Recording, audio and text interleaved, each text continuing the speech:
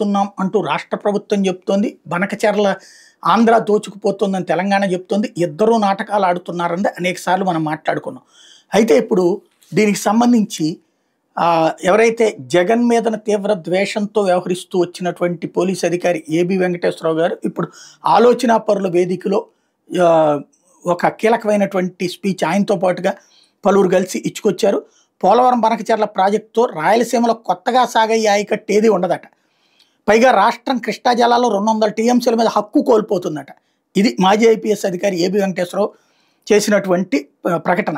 ప్రకాశం జిల్లాలోని మెట్ట ప్రాంతాలు కూడా కరువులో ఉండిపోతాయి అంటూ ఆలోచన పరుల వేదిక తరపున బుధవారం విజయవాడ ప్రెస్ క్లబ్లో మీడియా సమావేశంలో చెప్పుకొచ్చారు. పట్టిసీమ కాలువను పెద్దది చేసి 38,000 క్యూసెక్కులు నీరు పంపిన, మరో సమాంతర కాలువ నిర్మించిన, ప్రకాశం బ్యారేజ్ దగ్గర నది నిండుగా ప్రవహిస్తే విజయవాడకు వరద ముప్పు తప్పదు.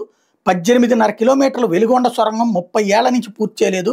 ఇప్పుడు నల్లమల్ల కొండల్లో నుంచి 3 ఏళ్లలో 26 కిలోమీటర్ల సొరంగం ఎలా తవ్వగలరు? ప్రభుత్వం చెప్తున్న లెక్కల ప్రకారం 1225 అడుగుల ఎత్తుకి 23,000 క్యూసెక్కులు నీటిని ఎత్తిపోయాలి. బొల్లాపల్లి నుంచి బనకచెర్లకు నీటిని ఎత్తిపోతల ద్వారా తరలించి తిరిగి దాన్ని వాగులు పెన్నా ద్వారా సోమశిలకు తీసుకెళ్లడం, విద్యుత్ ఇతర ఖర్చులను వృధా చేయడమే ఈ ప్రాజెక్టు ప్రస్తుత ప్రభుత్వాలకి అనుకూలమైనటువంటి కాంట్రాక్టర్ సంస్థ ఆధ్వర్యంలో జరుగుతోంది. అందుకే వైకాపా కూడా ప్రశ్నించడం లేదు. 1,00,000 కోట్లు ఖర్చు చేస్తున్నప్పుడు ప్రజలు, మేధావులు, నిపుణులతో ప్రభుత్వం చర్చించాలి. అనుమతులు లేకుండా ఎగువ రాష్ట్రాల్లో ప్రాజెక్టులు కడుతుంటే అడ్డుకోవాలి కదా అంటూ ఏబి వెంకటేశ్వరరావు ప్రశ్నించారు.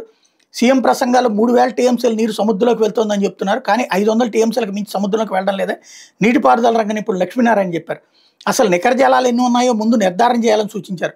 నీటిపారుదల శాఖ విశ్రాంతి ఇంజనీర్ కంబంపాటి పాపారావు మాట్లాడుతూ తెలంగాణ రాజకీయ పార్టీలు, ప్రభుత్వం, విశ్రాంతి ఇంజనీర్లు కలిసి ఈ ప్రాజెక్టును బూచిగా చూపి కృష్ణా జలాల్లో ఏపీ వాటా తగ్గించాలని ప్రయత్నిస్తున్నాయని విమర్శించారు. ఇది కీలకమైనటువంటి అంశం.